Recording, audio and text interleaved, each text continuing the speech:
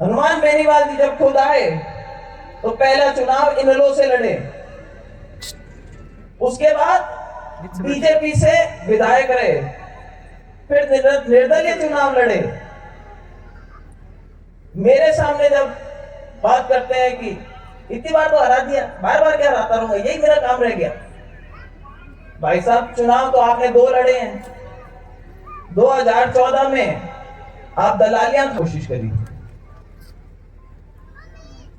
अब जो बात परिवर्तन की आप लोग सब मंच पे बैठ के कर रहे हैं, मुझे लगता है कि इस परिवर्तन की अगर सबसे ज्यादा कहीं पर 200 विधानसभाओं में जरूरत है तो उस जरूरत है खींवसर में। क्योंकि यहाँ कोई खींवसर के अंदर कोई जादूगर की जादूगरी का मुद्दा नहीं है।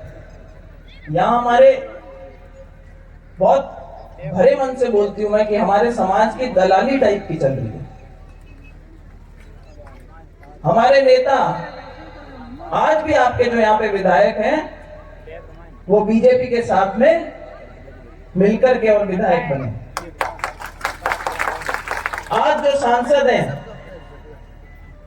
वो 24 में से बीजेपी ने 1 सीट छोड़ी थी और उस पे चुनाव लड़ करके और सांसद बने। और जहां कहीं जाते हैं फड़फड़ाहट बहुत हो रही है। जब से मैंने बीजेपी ज्वाइन करी उनको लगा कि अब तो मामला भारी हो गया, तो बहुत सारे टेढ़े मेढ़े बयान दिए, जैसे वो अक्सर किया करते हैं। एक भाषण में बोले, एक टीवी इंटरव्यू में बोले क्या है ये मिर्जा, कुछ नहीं है मिर्जा, पार्टी बदल लेते हैं, इधर बदल लेते हैं, इसके दादा बदल लेते थे, इसने बदल ली, इससे बड़ी पार्टी कर दी। अरे आप जिस परिवार से आते हो, आप जिस खानदान से आते हो, रामदेव जी ने आप लोगों का प्रतिनिधित्व किया। पहला चुनाव कांग्रेस से लड़े और जीते, दूसरा चुनाव कांग्रेस अर्थ से लड़े, तीसरा चुनाव लोकदल से लड़े, चौथा चुनाव जनता दल से लड़े और 5वां चुनाव लड़ने के लिए जब वो बीजेपी के उम्मीदवार थे उनका देहांत हो गया और वो चुनाव कैंसिल हुआ। हनुमान बेनीवाल जी जब खुद आए तो पहला चुनाव इनेलो से लड़े, उसके बाद बीजेपी से विधायक रहे, फिर निर्दलीय चुनाव लड़े। मेरे सामने जब बात करते हैं कि इतनी बार तो हरा दिया, बार बार क्या हराता रहूंगा, यही मेरा काम रह गया। भाई साहब, चुनाव तो आपने 2 लड़े हैं। 2014 में आप दलालियां खाने के लिए निर्दलीय लाए थे चुनाव ताकि ज्योति मिर्धा के वोट बढ़ सके और कहीं ऐसा नहीं हो ज्योति मिर्धा चुनाव जीत जाए, पर आपकी तो जमानत जब्त हुई थी, तो जीते तो सीआर साहब थे उस टाइम। और रही बात 2019 में, तो वो 4 टायर जो थे ना जो लेकर आए थे, वो सारे के सारे बीजेपी के गाड़ी के टायर थे, जिनके दम पे वो चुनाव जीत करके गए थे यहां से। फिर उनको लगा ये तो गड़बड़ हो गई, बीजेपी का तो भीड़ू बनने में कोई फायदा नहीं है, क्योंकि राजस्थान में जो सरकार है वो गहलोत साहब की है, और अपने जो छोटे बड़े मोटरसाइकिल छुड़वाने के और अपने टोल फ्री कराने का और किसी को छोटे मोटे जो पुलिस में काम चलते रहते हैं, बोले ये काम तो रुक गए, अब क्या करें। तो उन्होंने कहा काम नहीं चलेगा। जितने में जो हमारी सरकार थी वो 2 हिस्सों में बट गई और एक टांग पे आ गई। सरकार गिरती सी दिखी तो लपक करके बीजेपी का दामन छोड़े हुए अपने 3 एमएलए को लेकर के और गहलोत साहब के चरणों में जाकर के पड़ गए कि साहब आप चिंता मत करो, आपकी सरकार अगर हिलेगी ना तो वोट मैं दूंगा। तो कभी तो कहते हैं कि मैं सहयोग करने गया था सचिन पायलट जी का, कभी कहते हैं कि मैं सहयोग करने गया था अशोक गहलोत जी का, और अब बड़ा दम भरते हैं मैं वसुंधरा जी के साथ नहीं, मैं अशोक गहलोत जी के साथ नहीं, मैं तो अपने हिसाब से चुनाव लड़ूंगा। तो आज उन्हीं के क्षेत्र में, उन्हीं के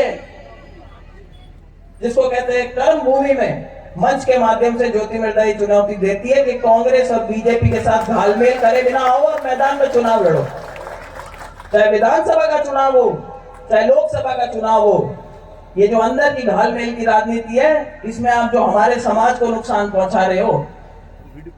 ज्योति मिर्धा आप जानते हो, जब यहाँ पर हरिधर जी खड़े हुए थे बाई इलेक्शन के टाइम पे हम चुनाव लड़ने के लिए आप लोगों के बीच में आए थे, मैंने ईमानदारी से अपना प्रयास किया था कि मेरी पार्टी जीते। उस टाइम मैं कांग्रेस में थी। हरीश चौधरी जी प्रभारी मंत्री थे और आपने उन्होंने बयान देखा होगा, क्या बोले थे कि ज्योति मिर्धा को खामियाजा भुगतना पड़ा क्योंकि उसने ईमानदारी से अपनी पार्टी के लिए काम किया।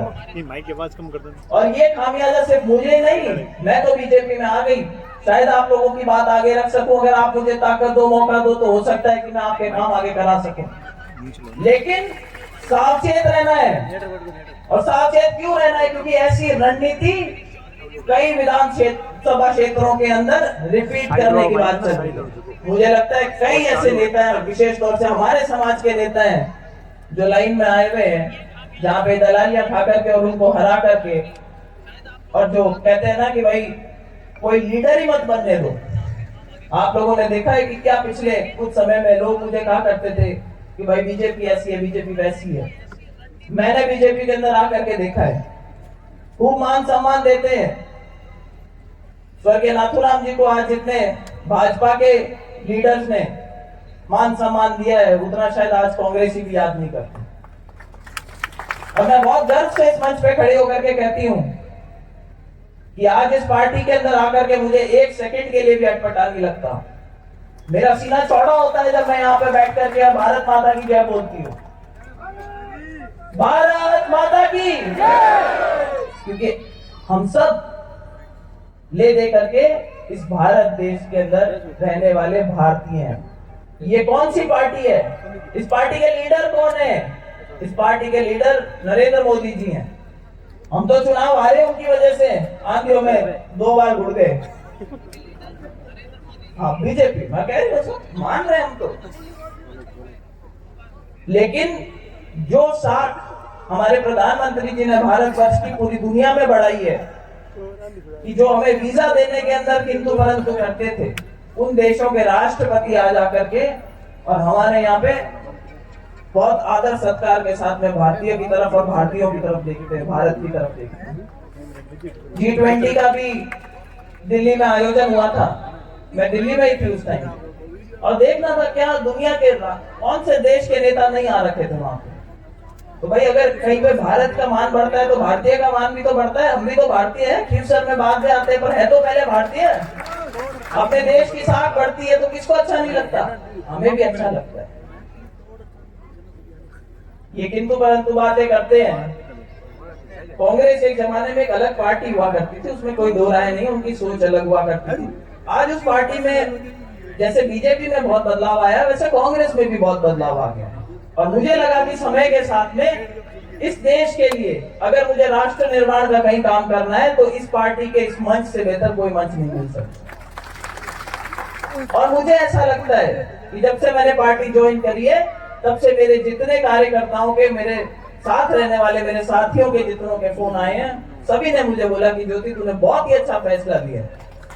मैं आभार व्यक्त करना चाहती हूँ मेरे सभी कार्यकर्ताओं का, और आग्रह करना चाहती हूँ उनसे कि कंधे से कंधा मिला करके बीजेपी के इस नए परिवार में जिसमें मैं शामिल हुई हूँ, मैं मेरा पूरा जीवन लगाऊंगी यहाँ पर, पूरी मेहनत के साथ में आप लोगों के लिए प्रयास करूंगी। इस पार्टी को मजबूत करने के लिए एक एक मिनट का समय हम लगाएंगे, और जब परिवर्तन आएगा तो उसका नतीजा हमें खींवसर में भी देखने को मिलेगा, उसका नतीजा हमें नागौर में भी देखने को मिलेगा, उसका नतीजा हमें राजस्थान में देखने को मिलेगा, और उसका नतीजा हमें 2024 में दिल्ली में देखने को मिलेगा।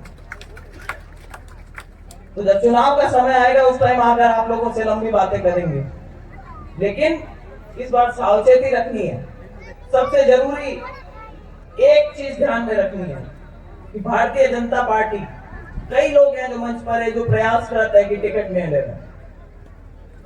हमें ये अंदर की जो राजनीति चलाते हैं ना कि 2 जाट को खड़ा कर दो, फिर बीच में एक राजपूत को कह देंगे वो वोट बांट देगा बीजेपी के, और ऐसे करके हम चुनाव जीत जाएंगे।